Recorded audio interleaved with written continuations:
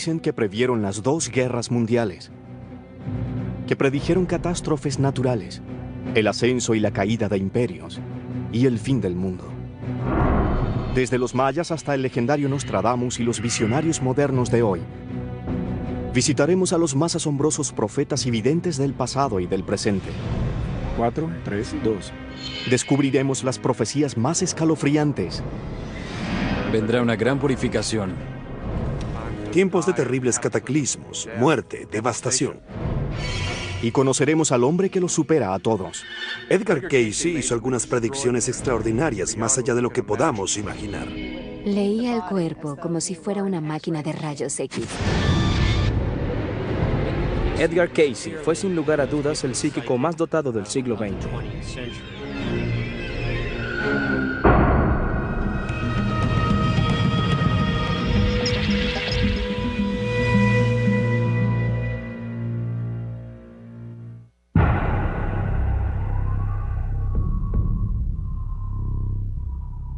Desde las antiguas civilizaciones hasta hoy, los misterios del futuro han sido perseguidos por muchos, pero vistos solo por unos pocos privilegiados.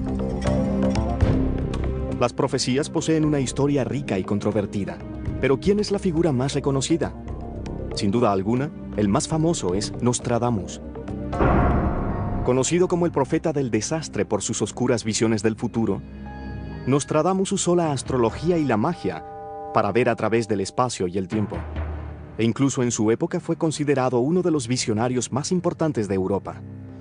Nostradamus fue una persona muy importante en su época, aún antes de que escribiera las cosas que lo hicieron famoso. Fue médico y astrólogo de la corte de la reina de Francia. Médico, astrólogo, pero también vidente, Nostradamus fue en muchas formas un hombre renacentista. Pero después de más de 400 años de su muerte, es recordado más por su libro Las Profecías, una serie de 1000 poemas visionarios que escribió entre 1555 y 1558. Él planeó 10 volúmenes, 1000 predicciones, de las cuales solo sobreviven 942. Básicamente tratan sobre los profundos flujos e inclinaciones del futuro. No son claras como el agua. Hay cientos de profecías que indican futuros alternativos. Las predicciones de Nostradamus están claramente investidas de simbología y referencias arcanas y sujetas a diferentes interpretaciones. Pero muchas resultaron ser escalofriantemente precisas, sobre todo aquellas que se cumplieron mientras Nostradamus estaba vivo. La más famosa predijo la muerte del rey de Francia en una justa, 4 años antes de que sucediera. En 1559, Enrique II enfrentó al joven conde Montgomery en una justa. El león joven vencerá al león viejo en el campo de batalla en una sola justa. Ambos hombres cargaban escudos engalanados con leones. El león más joven, el conde Montgomery, no bajó su lanza a tiempo y ésta se introdujo por la visera de oro del rey. Perforará sus ojos a través de una jaula de oro. La lanza del conde Montgomery se resquebrajó en astillas grandes. Una hirió al rey en la garganta y otra justo detrás del ojo, cegándolo antes de penetrar en el cerebro. La oración final nos revela el desenlace, el epílogo de todo esto. 2 heridas se convierten en una, sufriendo una cruel y fría muerte. El rey agonizó durante 10 días, para morir finalmente de una peritonitis cerebral.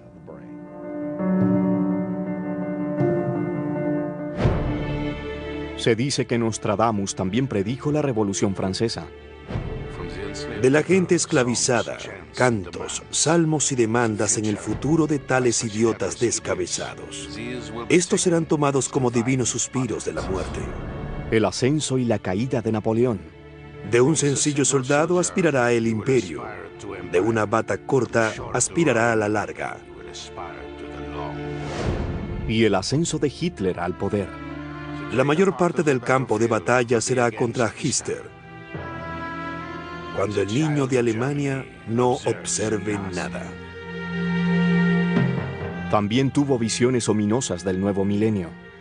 el año en que el gran número 7 se cumpla, apareciendo durante las justas de mortandad, no tan alejado de la época del gran milenio, cuando los muertos se levantarán de sus tumbas. Hasta ahora, esta oscura visión de nuestros tiempos no ha pasado. Pero Nostradamus sigue siendo uno de los más grandes profetas del mundo. El por qué la gente se convence de que Nostradamus sabía de qué hablaba se debe a que, una vez que uno interpreta un cuarteto dado y cree conocer el hecho histórico al que se refiere, es difícil vislumbrar que pudiera haber otras alternativas que encajen igual de bien. Nostradamus sigue siendo un profeta controvertido, pero cruzando el Canal de la Mancha en Yorkshire, Inglaterra, otra vidente tenía visiones del futuro, y las suyas eran imágenes vivas de lo que habría de venir. La madre Shipton y Nostradamus fueron contemporáneos. Ella nació a finales del siglo XV y murió en 1561, casi 5 años antes que Nostradamus. Escribiendo en versos, la madre Shipton dio descripciones detalladas de un futuro aún por venir. Y ahora una palabra en tosca rima de lo que pasará en época futura. El pensamiento del hombre volará a través del mundo tan rápido como el abrir y cerrar de un ojo. Debajo del agua el hombre caminará, viajará, dormirá y hasta hablará. Pues en aquel maravilloso y distante tiempo, las mujeres adoptarán un delirio, el de vestir como hombres y usar pantalones y hasta cortar sus bellos mechones. Se dice que ella también predijo la Segunda Guerra Mundial y el fin del mundo como nosotros lo conocemos. En 1926, construid casas livianas con palos y paja, pues entonces se desatarán fuertes guerras y fuego y sables azotarán la tierra. Aquellos que sobrevivan al siglo lo harán en temor y con mucho miedo, pues las tormentas y los océanos rugirán como Gabriel se pare sobre el mar y la costa. Y al tocar su maravillosa trompeta, el viejo mundo morirá y el nuevo nacerá. ¿Estaba prediciendo el futuro o simplemente imaginándolo? Los profetas, si fueran arqueros, dispararían contra una pared y luego harían que alguien pintara un blanco alrededor. Revelaban un hecho en forma vaga que podía ser interpretado de muchas formas y dependían de sus oyentes para que le dieran el significado que mejor les pareciera. Pero hay otro profeta cuya escalofriante predicción sigue reverberando a través de los siglos y que resuena aún más inquietantemente hoy en día: San Malaquías y su profecía de los papas. San Malaquías fue un obispo que vivió en Irlanda en el siglo XII. En una visita a Roma en 1139, le sobrevino una visión. Ante él apareció una serie de frases en latín, identificando a los 111 papas que regirían la Iglesia Católica hasta el fin del mundo. Reveló 111 lemas en latín, que supuestamente representan la naturaleza, el nombre o destino o el escudo de armas de cada papa hasta el día del juicio final. Muchas de estas frases son demasiado precisas como para ser consideradas meras coincidencias. A Juan 23, el Papa 107 en la profecía, se le menciona como pastor et nautum, pastor y marinero. Antes de convertirse en papa en 1958, él era el patriarca de Venecia, una ciudad marítima. Pablo VI es Flus Floram, flor entre flores. Su escudo de armas es un lirio entre lirios. Juan Pablo II es de labore solis, en las profecías, que significa eclipse del sol, la obra del sol. Es el único pontífice de la lista que nació durante un eclipse y que fue sepultado durante un eclipse. Y el número 111, y el último papa de la profecía. De Gloria Olivae, de la gloria de la oliva. Ese es el papa actual, Benedicto XVI. Al final de la lista, se dice que Malaquías murmuró una última y ominosa frase, sin numeración.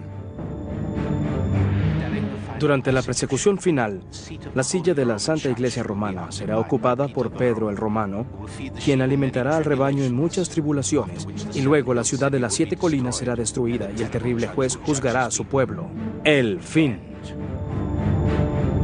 ¿Está describiendo Malaquías el fin de la Iglesia Católica o el fin del mundo como nosotros lo conocemos? ¿Es Pedro el Romano el último papa después del papa actual, Benedicto XVI? Algunos expertos creen que como el lema no está enumerado, ambos son la misma persona. San Malaquías, Nostradamus y Shipton, todos han predicho eventos que desde entonces se han convertido en historia. Pero ¿quiénes son los profetas de hoy y qué pueden decirnos sobre nuestro destino? 8, 15, 22, 29. Robert Soler es un astrólogo medieval, un Nostradamus moderno. Ha observado las estrellas durante 30 años para descifrar el futuro y ha hecho algunas predicciones con asombrosa precisión. Estados Unidos tendrá un nuevo presidente y será de la estirpe Bush, una versión más joven y sin experiencia de la misma casa. Existe una creciente amenaza para los estadounidenses y esto es particularmente cierto en la costa este. Si Estados Unidos no cesa de actuar incompetentemente, será una invitación para las depredaciones de aventureros como Osama Bin Laden y Saddam. El periodo de mayor peligro es septiembre de 2001.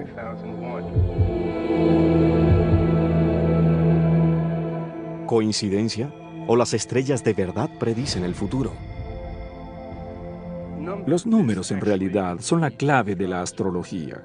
La secuencia de números entre el 1 y el 9 y luego la adición de 0 fue vista por algunos de nuestros antiguos antecesores como el principio básico mediante el cual los elementos se articulaban en algo. La astrología se basa en esta forma de pensamiento. Las señales en sí vienen en números. ¿Por qué parece funcionar? Nadie lo sabe. Pero muchas civilizaciones antiguas también creían que las respuestas a muchos de los misterios de la vida yacían en las estrellas y la naturaleza. Los mayas y los hopis, como prácticamente todos los pueblos indígenas alrededor del mundo, estaban muy conectados con el cielo. Los mayas en particular tenían mucha sofisticación para entender los ritmos de los cielos y construir elaborados calendarios de mucha precisión. El calendario maya, que fue diseñado para calcular las estaciones, también era una herramienta profética. Termina abruptamente el 21 de diciembre del año 2012, y las profecías mayas describen eventos oscuros que acontecerán en ese momento. La faz del sol se extinguirá debido a la gran tempestad. De forma similar, otra cultura aborigen estadounidense, los hopis, tiene una profecía que anuncia tiempos de grandes destrucciones, el día de la gran purificación. Estas son las señales de que la gran destrucción ha llegado. El mundo se sacudirá de aquí para allá. El hombre blanco combatirá pueblos en otras tierras, las de aquellos que poseían la primera luz de la sabiduría. El cuarto mundo terminará pronto y el quinto mundo comenzará. Los indios Hopis, en sus advertencias finales, están diciendo que el mundo ha sido destruido y ha renacido al menos 4 veces. Muchas tradiciones aborígenes hablan de 4 veces y que estamos entrando en la quinta. Pero de acuerdo con algunos, estos temas comunes entre profecías no son más que patrones de la historia. Todos los profetas predicen cosas similares. Fundamentalmente se refieren a cómo la historia suele repetirse y que las mismas cosas se repiten en ciclos. Tal vez. Pero existe un hombre cuyos talentos como profeta y vidente continúan asombrando hasta a los más escépticos. Sin haber siquiera terminado la secundaria, reveló secretos de nuestro pasado que ningún historiador podía haber conocido. Predijo guerras, diagnosticó y curó enfermedades y vio cambios catastróficos en nuestro planeta que solo científicos estarían en capacidad de describir, y lo hizo todo en sus sueños. Durante 43 años de su vida, un hombre llamado Edgar Cayce tuvo la asombrosa habilidad de entrar por sí mismo en trance y revelar información detallada sobre cualquier cosa que se le preguntara referente al presente, el pasado o el futuro. Edgar Cayce probablemente es el clarividente más importante de todos los tiempos. Sin duda alguna, fue el psíquico más dotado del siglo XX. Predijo la Segunda Guerra Mundial, la muerte de presidentes, el futuro de la medicina y diagnosticó enfermedades en sus sueños. Sus revelaciones psíquicas, 14.306 en total, están archivadas y catalogadas en la Fundación Edgar Cayce de Virginia Beach, Virginia. Es la colección más voluminosa de material psíquico recolectada de una sola fuente. Edgar Cayce no dio 10, 20, 500 lecturas en su carrera, dio 14,000. Imaginemos a un artista de Las Vegas que tenga que presentar un acto distinto 2 veces al día, todos los días durante 45 años. Sencillamente es imposible. Edgar Cayce dio lecturas sobre muchas materias diferentes. Nostradamus no fue tan ecléctico. Pero al igual que Nostradamus, Cayce fue muy buscado durante su vida. y como su contraparte francesa, practicaba su habilidad con humildad. Ambos fueron hombres que estaban profundamente comprometidos con una vida de compasión y de servicio hacia los demás. Ambos estuvieron muy interesados en la salud y la sanación. Nostradamus era médico. Casey era un médico autodidacta que diagnosticaba intuitivamente. Edgar Cayce y Nostradamus comenzaron como sanadores, pero luego se hicieron más famosos como profetas. Las raíces del asombroso destino de Edgar Cayce se remontan a 1877, cerca de Hopkinsville, un pequeño pueblo de cosechadores de tabaco del Kentucky rural. Cayce provenía de una típica familia clase media rural estadounidense de finales del siglo XIX. La familia se ganaba la vida principalmente de la cosecha de tabaco negro, trigo, maíz y de la cría de ganado. La gente asistía a la iglesia los domingos, una gente recta y digna, aunque sus hombres estuvieran dados al consumo de tabaco y ocasionalmente a la bebida fuerte. Casey era un niño muy extraño. No era el tipo de niño que una madre o padre desearía tener. De chico, le sorprendía que los demás niños no vivieran la misma clase de experiencias que él.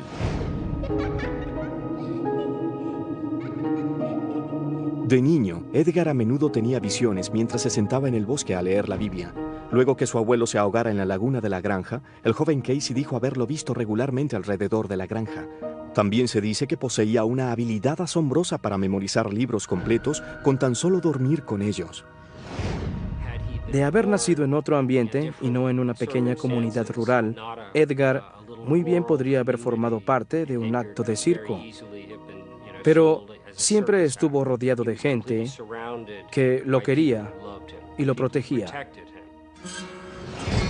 Su talento más asombroso, que le mereció el nombre de profeta durmiente, surgiría años después, cuando Casey tenía unos 20 años. Mientras trabajaba como vendedor de seguros, se le desarrolló una laringitis crónica. Como no podía hablar, Casey tomó un trabajo como fotógrafo. En el cuarto oscuro no tendría que hablar mucho, pero como la enfermedad persistía, finalmente decidió buscar ayuda. En aquel tiempo, Edgar tenía cierta amistad con el doctor Al Lane, un médico homeópata, quien le preguntó por qué no intentar con la autohipnosis. Lo que pasó después pondría en movimiento el destino de Casey. Era el 30 de marzo de 1901. En una casa de ladrillos de 2 pisos, en la calle oeste 7 de Hopkinsville, Kentucky, cuando Edgar Cayce yacía acostado sobre un sofá, en un estado contemplativo, meditativo y de autohipnosis. Y luego, ante sus padres y otras personas dentro de la habitación, asombró a todos al describir qué le pasaba a su garganta y al prescribir el tratamiento respectivo. Fue su primera lectura, el 30 de marzo de 1901. Bajo sueño, Casey habló con voz clara y describió en detalle su enfermedad y la cura. Seguidamente, médicos y pacientes empezaron a llegar de todas partes para ser diagnosticados y sanados por el hombre con vista de rayos X. Una de las cosas asombrosas sobre los diagnósticos de Edgar es el carácter penetrante de su visión en relación con el cuerpo de un individuo. Podía leer el cuerpo como si él fuera una máquina de rayos X, y la terminología que usaba era muy médica. Es bastante asombroso. En 1905, Casey le dijo a unos médicos cómo tratar la pierna fracturada de un lugareño llamado George Dalton mediante la inserción de un clavo en la rotura. Los médicos habían dicho que Dalton jamás volvería a caminar, pero lo hizo. A nuestro entender, esa fue la primera vez en la historia de la medicina que se usó el clavo. Y en el verano de 1911, cuando los médicos le dijeron a Casey que su esposa Gertrudis seguramente moriría de un cuadro complicado de tuberculosis, ella siguió el tratamiento de su marido y se recuperó. La fama de Casey como sanador creció rápidamente. En el New York Times, los médicos no dejaban de elogiar a Casey. Sus términos psicológicos dicen mucho a favor de cualquier profesor de anatomía de nervios, mientras que en estado normal es un analfabeta, especialmente en el campo de la medicina, cirugía y farmacia, de las cuales no sabe nada. Las predicciones de Casey eran asombrosas en sus detalles, pero el proceso era muy sencillo. No tenía nada de misterioso, sencillamente se acostaba sobre el sofá. Si tenía una corbata o el cuello abotonado, aflojaba el cuello, desataba las trenzas de los zapatos, cruzaba las manos sobre el estómago y se relajaba. Había un lapso, tal vez 30 segundos o 60, cuando sus ojos comenzaban a parpadear agitadamente, y ese era el momento en que se le podía hacer una pregunta. Lo único que él necesitaba saber era el nombre de la persona para quien era el diagnóstico y dónde se hallaba ésta en el momento de la lectura. Podía estar en California o Kalamazoo, no importaba. Extrañamente, sea que diera un diagnóstico, prescribiera una cura o predijera el futuro, Casey olvidaba todo al abrir los ojos. No recordaba nada, olvidaba todo lo que decía en la lectura. Y pronto, algunos clientes se aprovecharon de esto. La gente le hacía preguntas sobre el ganador de una carrera de caballos o sobre el comportamiento de las acciones bursátiles y él contestaba. Mientras sus clientes se enriquecían con sus predicciones, Casey padecía de inexplicables migrañas. Cuando se trataba de propósitos egoístas, era como si la pantalla de radar se tornara borrosa. No podía sintonizar con mucha precisión. Lo enfermaba y le producía malestar estomacal. Sencillamente dijo, ya basta, ya no haré esto más. En 1912, junto a su joven esposa Gertrudis y su hijo Hugo Lynn, Casey, desilusionado, abandonó Hopkinsville y las predicciones y se mudó a Selma, Alabama, donde regresó al oficio de fotógrafo. Trabajó de fotógrafo hasta que mi hermano dejó caer un cerillo en un recipiente parcialmente lleno de pólvora de luz instantánea que le causó quemaduras serias en el rostro. Todos los médicos dijeron que nunca volvería a ver y mi hermano le pidió una lectura a mi padre. 2 semanas después, luego de seguir las recomendaciones de su padre, el ojo de Hugo Lynn estaba como nuevo. Papá se dio cuenta de que podía ayudar a la gente de nuevo y pensó que tal vez debía dedicarse a ello. Pero estableció la regla de que mi madre sería la única persona que haría las preguntas, para que no sucediera nada como en Hopkinsville.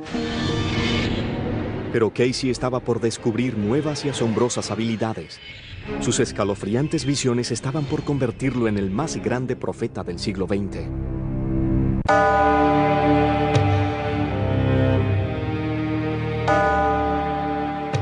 Son los años 20. Europa aún no se recupera de la Primera Guerra Mundial.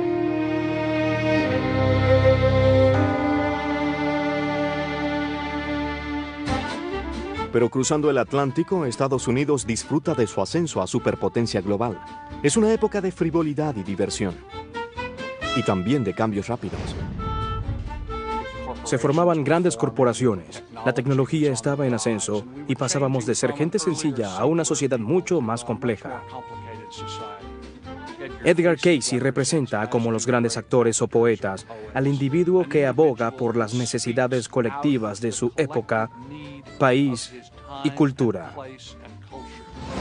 Los clientes acudían a Casey para indagar sobre todo lo que yaciera bajo el sol. Buscadores de petróleo iban para preguntarle sobre la ubicación de yacimientos. Algunas de las más resaltantes lecturas antes de 1923 eran sobre petróleo y geofísica. Edgar Casey podía revelar las condiciones geofísicas detalladas de un sitio en particular e invariablemente estaba en lo cierto. Mentes brillantes también acudían al profeta durmiente. Thomas Alva Edison acudió por lecturas referentes a la electricidad y Woodrow Wilson, presidente de Estados Unidos, por una afección cardíaca. Sabemos que George Gershwin acudió a lecturas y que Nelson Rockefeller también lo hizo. Edgar Casey fue extraordinariamente ecléctico en su obra psíquica, pero sus predicciones sobre asuntos mundiales con fechas y descripciones gráficas de acontecimientos por ocurrir son el testimonio de sus poderes proféticos.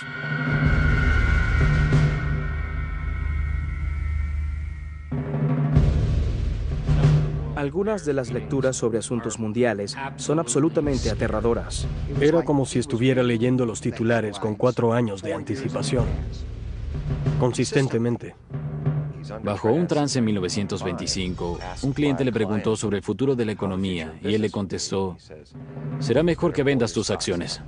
Bajo las fuerzas adversas que vendrán en 1929, debe tenerse mucha cautela, a no ser que ésta sea tomada por la entidad. Casey predijo el comienzo de la depresión 4 años antes de que ocurriera, y en 1931 predijo el fin de los tiempos difíciles que plagaban el país. En la primavera de 1933 serán las verdaderas y definitivas mejoras. A la única cosa que debemos temerle es al temor mismo.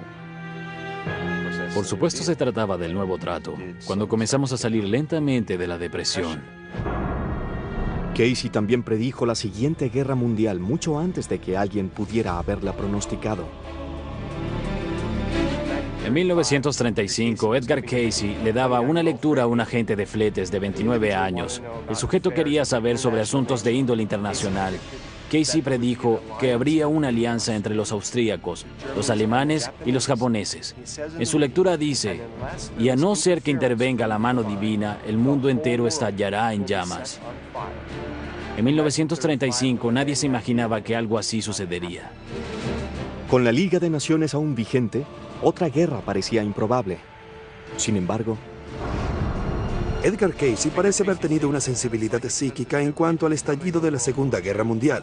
Ciertamente hubo cosas en las noticias que presagiaban el estallido, pero él predijo la fecha cuando comenzaría y hasta cuándo terminaría, y también mucha de la dinámica que se desarrolló durante esos años de guerra. Casey también predijo disturbios sociales que surgirían mucho después de su muerte en 1945. Ahora es el momento de levantarse del oscuro y desolado valle de la segregación hacia el camino soleado de la justicia racial. La precisión de las predicciones de Edgar Casey también se evidencia en sus comentarios acerca de la posibilidad de instaurarse un gobierno mafioso en Estados Unidos, particularmente si no se producían ciertos cambios sociales. Se producirá una división en vuestra propia tierra antes de asumir el segundo de los presidentes que no sobrevivirá a su periodo. Una regla de la mafia. En abril de 1945, Roosevelt murió siendo aún presidente. El asesinato de Kennedy ocurriría en noviembre de 1963, mientras el movimiento de los derechos humanos seguía su lucha. Ese solo instante nos indica que también debemos pensar en Edgar Casey como un importante comunicador de asuntos sociales. Dijo que a menos que ocurriera una especie de nivelación en la sociedad, no podría haber una regla para los ricos y privilegiados y otra regla distinta para los pobres, que nuestra cultura habría de pasar por terribles y difíciles cambios.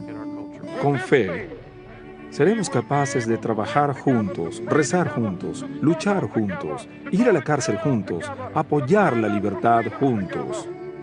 Casey no era republicano ni demócrata, no apoyaba ninguna agenda política en particular, pero claramente tenía un gran sentido moral acerca de que algo debía hacerse si habíamos de alcanzar nuestro destino como nación. Sea que trataran sobre conflictos civiles, guerra o medicina, las visiones de Casey estarían perdidas hoy en día de no ser por Gladys Davis, una joven estenógrafa que Casey contrató en 1923 para que registrara cada palabra que pronunciaba mientras estaba en trance. Ella fue mucho más que una estenógrafa. De hecho, completaba el trabajo y gracias a Gladys Davis es que tenemos las lecturas hoy en día. Sentía una gran atracción hacia ese hombre. Sencillamente confiaba en él. Una vez, durante una lectura, pronunció un montón de palabras y yo no sabía si usar un guión o una coma o resumirlo todo. Y desde el sofá, dormido, con los ojos cerrados, me dijo: pon una coma. Después de estenografiar la lectura, la reescribía y le enviaba una copia a la persona que había solicitado la lectura. A fin de mantener confidencialidad, los nombres de las personas que solicitaban las lecturas eran sustituidos por números. Para Casey no importaba si sus clientes eran pobres o poderosos. Nunca cobró por una lectura, sino que aceptaba donaciones. Una decisión que pesaba mucho en la familia Casey.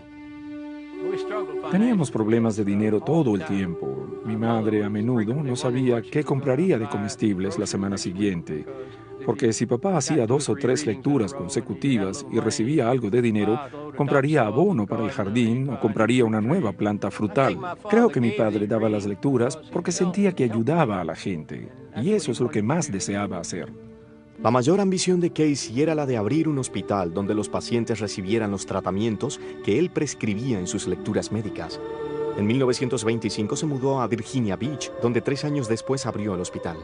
Cerró en 1931, en medio de la depresión. Después que el hospital cerró, él perdió todo. Y le oí decir que ese había sido el momento más triste de su vida. Pero en las malas y en las buenas, Casey nunca perdió su toque profético. De hecho, otro conjunto de lecturas había surgido en los años 20. Profecías tan asombrosas que aún resuenan hoy en día y hasta podrían cambiar el curso de la historia.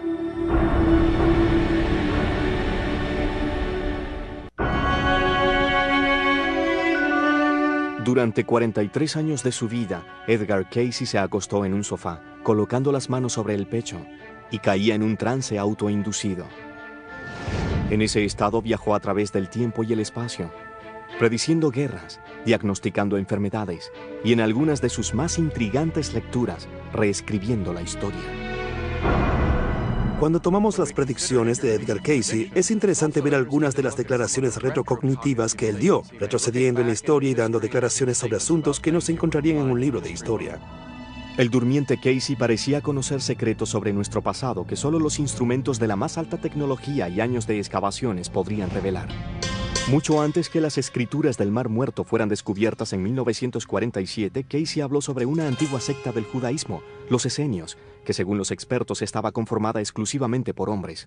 Edgar Cayce se refirió a los esenios como una comunidad que incluía hombres, mujeres y niños. Los expertos se mantuvieron escépticos, pero en la década de 1950, años después de la muerte de Cayce, los arqueólogos descubrieron esqueletos de mujeres esenias cerca del sitio de las escrituras del Mar Muerto. En la geología también surgieron cosas interesantes. Cayce sugirió que en algún momento el río Nilo fluía en dirección opuesta y que desembocaba directamente en el Océano Atlántico. Asombrosamente, en los años 80, imágenes de satélite de un transbordador espacial revelaron valles de ríos desconocidos debajo de las partes más secas del Sahara. Imágenes adicionales y exploraciones en el sitio revelaron que el Nilo ciertamente pudo haber fluido alguna vez a través del Sahara hasta el Atlántico. Durante su vida, mucho de lo que Edgar Cayce dijo sobre civilizaciones perdidas y mundos antiguos fue tomado como ciencia ficción. En realidad no fue sino en este siglo y literalmente por el descubrimiento de las escrituras del Mar Muerto que la gente ha comenzado a analizar las lecturas de una manera más profunda y realista, tal vez pensando que no son tan descabelladas. Probablemente la lectura histórica más asombrosa que Cayce dio tuvo que ver con la Atlántida, el continente perdido. La Atlántida, desde la perspectiva de Edgar Cayce, fue el primer gran Edén sobre la Tierra. Antecede el Edén que conocemos entre el Tigris y el Éufrates, el Edén de Adán y Eva. Edgar Cayce vio la Atlántida como un enorme continente en medio del Océano Atlántico. En aquella época, la gente que habitaba el área tenía un profundo conocimiento de las fuerzas del universo y, de hecho, aprovechó algunos de estos poderes para usar artefactos, tales como máquinas voladoras, cristales y otras cosas. Pero según las lecturas, los atlantes abusaron de su poder sobre la naturaleza. Y la Atlántida desapareció en un desastre catastrófico hace unos 10.000 años.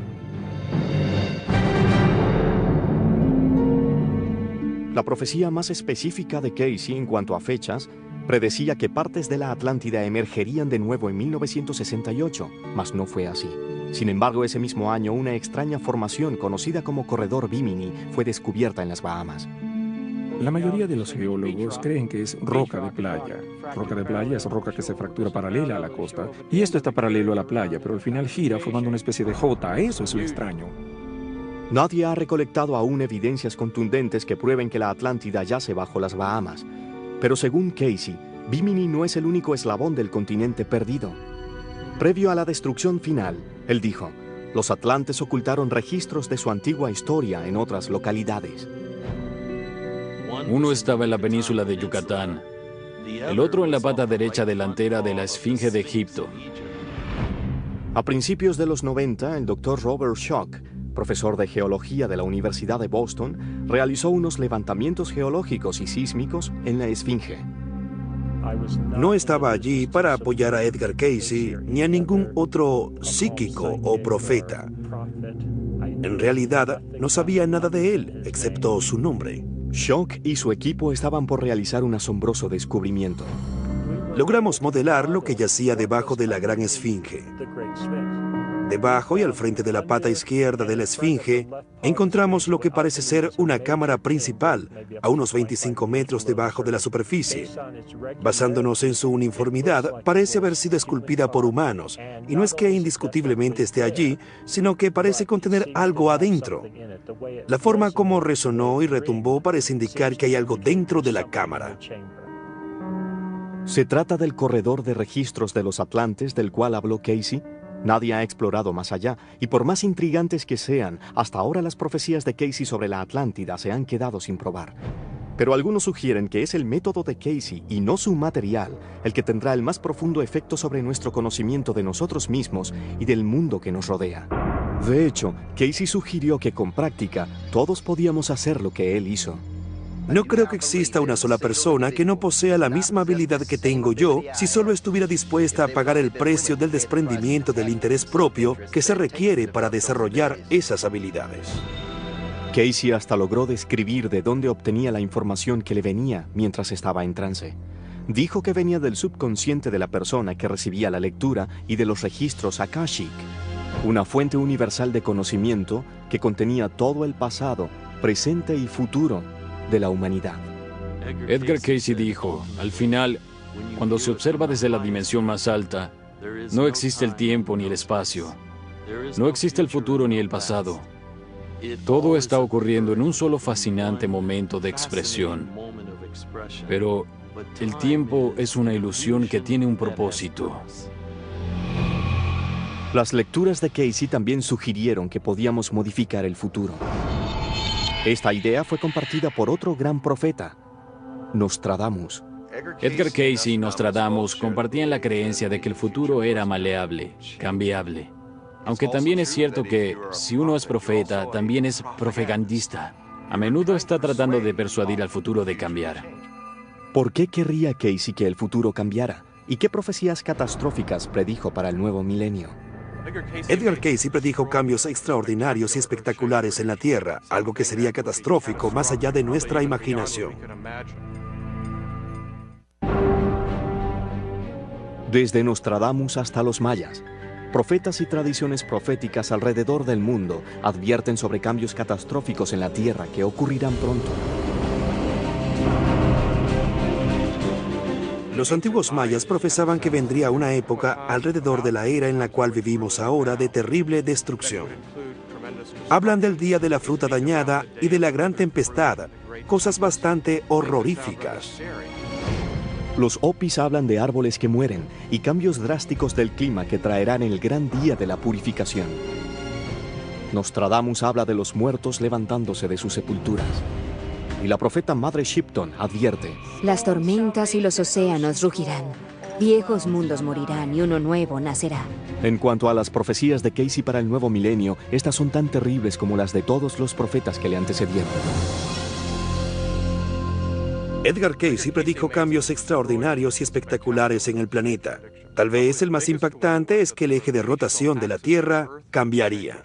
Eso es algo que sería catastrófico, literalmente, más allá de nuestra imaginación si llegara a suceder. Si el eje de rotación de la Tierra se desplazara levemente, la masa completa del planeta tendría que reconfigurarse por sí misma. Desplazaría las cuencas de océanos, así como los sitios donde están los valles y las montañas. Algunas de las visiones de Casey de ese futuro son realmente aterradoras. Habla de Japón hundiéndose en el océano y de la inundación del sureste de Estados Unidos, tal vez en forma lenta, pero permanente. Casey también advirtió que la costa este no se salvaría. Partes de la actual costa oriental de Nueva York y la ciudad de Nueva York en sí a la postre desaparecerán. Sin embargo, esto sucederá en otra generación, mientras que las partes al sur de Carolina y Georgia desaparecerán mucho antes. También sugiere que Europa cambiará geológica y climatológicamente en un abrir y cerrar de ojos. Casey predijo eso como parte del desplazamiento de los polos. Dijo que los grandes lagos fluirían a través del sistema del Valle del Mississippi y desde allí desembocarían directamente en el Golfo de México. Asombrosamente, Casey, quien no sabía nada sobre placas tectónicas, dijo que diversas señales dentro de la Tierra nos advertirían del venidero desplazamiento de los polos. La predicción más espectacular que hizo Edgar Cayce fue que la Tierra comenzaría a experimentar cambios grandes y que estos escalarían desde 1958 hasta 1998. Desde ese periodo en adelante, estas tendencias se incrementarían de nuevo y entonces sabríamos que el desplazamiento de los polos estaba por venir. Habrá levantamientos en el Ártico y en el Antártico que causarán la erupción de volcanes en las áreas tórridas, y estos comenzarán en el periodo que va del 58 al 98. Los eventos de actividad volcánica están aumentando. La actividad de la zona tórrida ha aumentado, acompañada de un aumento general en el mundo por el orden de 500% en los últimos 50 años. Cayce también predijo una marejada de tormentas violentas y terremotos en ese periodo.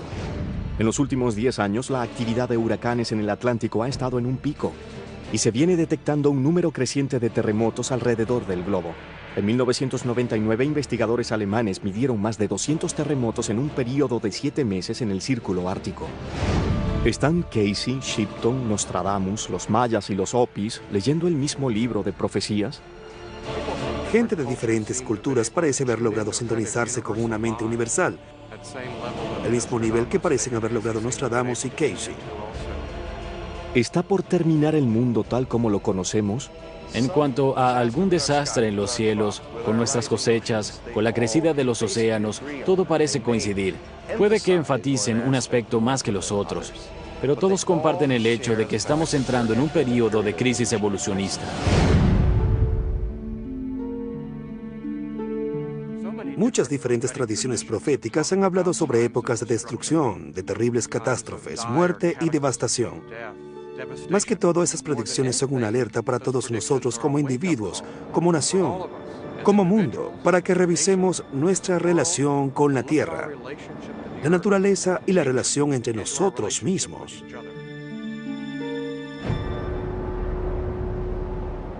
Tan terribles como parecen ser las profecías de la Tierra, Cayce creía en vivir en el presente. También creía, como Nostradamus y otros profetas antes que él, que influimos en cómo se presentará el futuro. Aún así, en 1939, tal como lo predijo Cayce, estalló una Segunda Guerra Mundial.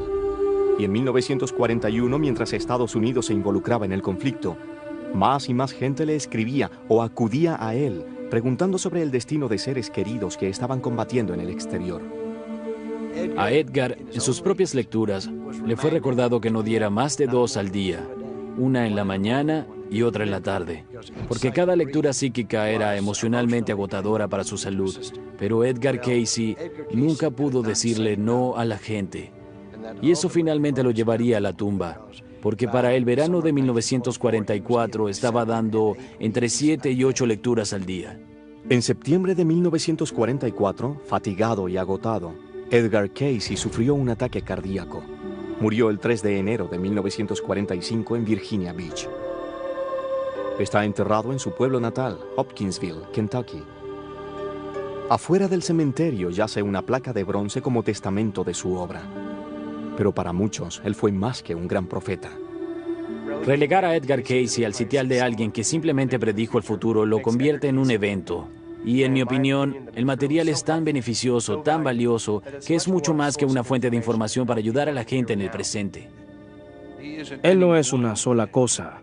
Es decir, no podemos meterlo en una caja y catalogarlo como místico, ni como psíquico, ni como profeta. En última instancia, las lecturas de Edgar Cayce no tratan sobre si él tenía razón o no acerca de la historia egipcia o de la Atlántida, o si esa historia alguna vez existió. Creo que en última instancia lo que importa es que él nos ayuda a comprender mejor quiénes somos y por qué estamos aquí. Hoy, las lecturas de Cayce siguen arrojando luz sobre la mayoría de los temas bajo el sol.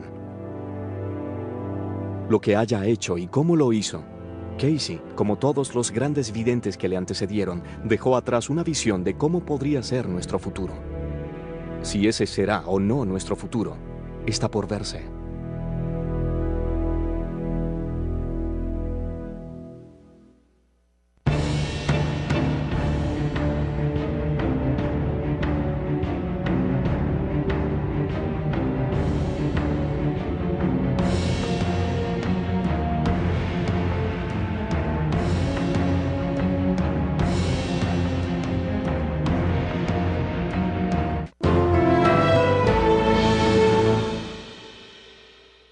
con mucho miedo, pues las tormentas y los océanos rugirán como Gabriel se pare sobre el mar y la costa.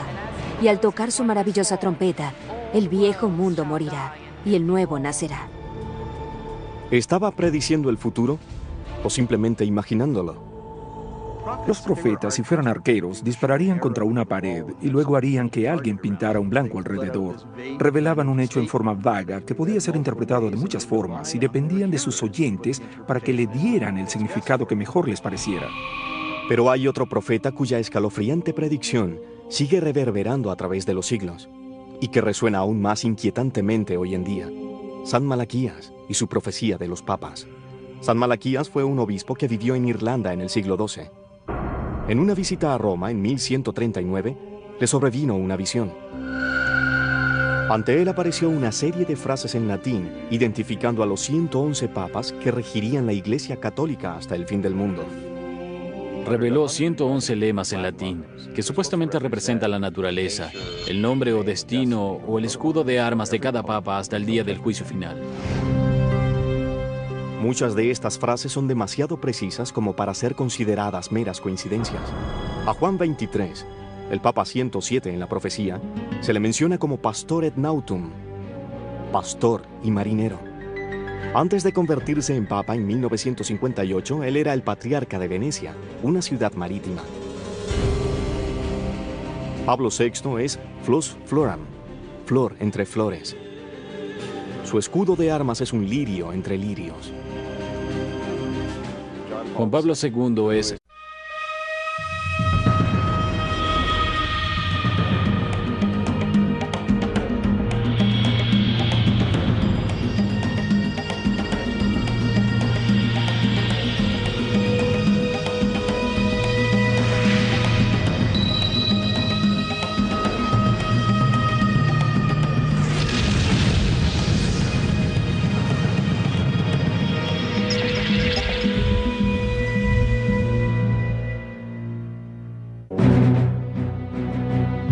Dicen que previeron las 2 guerras mundiales, que predijeron catástrofes naturales, el ascenso y la caída de imperios y el fin del mundo.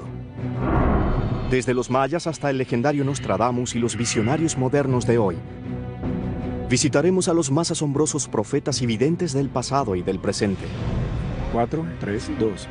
Descubriremos las profecías más escalofriantes. vendrá una gran purificación. Tiempos de terribles cataclismos, muerte, devastación. Y conoceremos al hombre que los supera a todos.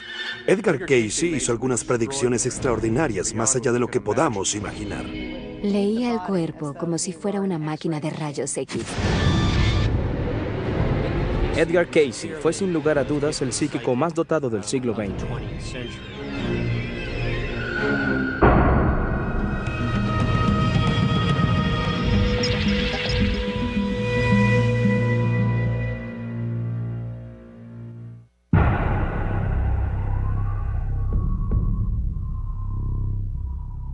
Desde las antiguas civilizaciones hasta hoy, los misterios del futuro. Enrique II enfrentó al joven conde Montgomery en una justa. El león joven vencerá al león viejo en el campo de batalla en una sola justa. Ambos hombres cargaban escudos engalanados con leones. El león más joven, el conde Montgomery, no bajó su lanza a tiempo y ésta se introdujo por la visera de oro del rey. Perforará sus ojos a través de una jaula de oro. La lanza del conde Montgomery se resquebrajó en astillas grandes. Una hirió al rey en la garganta y otra justo detrás del ojo, cegándolo antes de penetrar en el cerebro. La oración final nos revela el desenlace, el epílogo de todo esto. 2 heridas se convierten en una, sufriendo una cruel y fría muerte. El rey agonizó durante 10 días para morir finalmente de una peritonitis cerebral.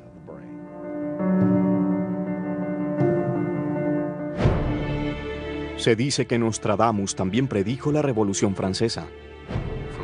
De la gente esclavizada, cantos, salmos y demandas en el futuro de tales idiotas descabezados. Estos serán tomados como divinos suspiros de la muerte. El ascenso y la caída de Napoleón. De un sencillo soldado aspirará el imperio. De una bata corta aspirará a la larga. Y el ascenso de Hitler al poder. La mayor parte del campo de batalla será contra Hitler. Cuando el niño de Alemania no observe nada. También tuvo visiones ominosas del nuevo milenio. El año en que el gran número 7 se cumpla, apareciendo durante las justas de mortandad, no tan alejado de la época del gran milenio, cuando los muertos se levantarán de sus tumbas. Hasta ahora, esta oscura visión de nuestros tiempos no ha pasado. Pero Nostradamus sigue siendo uno de los más grandes profetas del mundo. El por qué la gente se convence de que Nostradamus sabía de qué hablaba se debe a que, una vez que uno interpreta un cuarteto dado y cree conocer el hecho histórico al que se refiere, es difícil vislumbrar que pudiera haber otras alternativas que encajen igual de bien. Nostradamus sigue siendo un profeta controvertido, pero cruzando el Canal de la Mancha en Yorkshire, Inglaterra, otra vidente tenía visiones del futuro, y las suyas eran imágenes vivas de lo que habría de venir. La madre Shipton y Nostradamus fueron contemporáneos. Ella nació a finales del siglo XV y murió en 1561, casi 5 años antes que Nostradamus. Escribiendo en versos, la madre Shipton dio descripciones detalladas de un futuro aún por venir. Y ahora una palabra en tosca rima de lo que pasará en época futura. El pensamiento del hombre volará a través del mundo tan rápido como el abrir y cerrar de un ojo. Debajo del agua el hombre caminará, viajará, dormirá y hasta hablará. Pues en aquel maravilloso y distante tiempo, las mujeres adoptarán un delirio, el de vestir como hombres y usar pantalones y hasta cortar sus bellos mechones. Se dice que ella también predijo la Segunda Guerra Mundial y el fin del mundo como nosotros lo conocemos. En 1926, construid casas livianas con palos y paja, pues entonces se desatarán fuertes guerras y fuego y sables azotarán la tierra. Aquellos que sobrevivan al siglo lo harán en temor y... Han sido perseguidos por muchos, pero vistos solo por unos pocos privilegiados. Las profecías poseen una historia rica y controvertida, pero ¿quién es la figura más reconocida? Sin duda alguna, el más famoso es Nostradamus. Conocido como el profeta del desastre por sus oscuras visiones del futuro, Nostradamus usó la astrología y la magia para ver a través del espacio y el tiempo. E incluso en su época fue considerado uno de los visionarios más importantes de Europa. Nostradamus fue una persona muy importante en su época, aún antes de que escribiera las cosas que lo hicieron famoso. Fue médico y astrólogo de la corte de la reina de Francia. Médico, astrólogo, pero también vidente, Nostradamus fue en muchas formas un hombre renacentista. Pero después de más de 400 años de su muerte, es recordado más por su libro Las Profecías, una serie de 1000 poemas visionarios que escribió entre 1555 y 1558. Él planeó 10 volúmenes, 1000 predicciones, de las cuales solo sobreviven 942. Básicamente tratan sobre los profundos flujos e inclinaciones del futuro. No son claras como el agua. Hay cientos de profecías que indican futuros alternativos. Las predicciones de Nostradamus están claramente investidas de simbología y referencias arcanas y sujetas a diferentes interpretaciones. Pero muchas resultaron ser escalofriantemente precisas, sobre todo aquellas que se cumplieron mientras Nostradamus estaba vivo. La más famosa predijo la muerte del rey de Francia en una justa, 4 años antes de que sucediera. En 1559,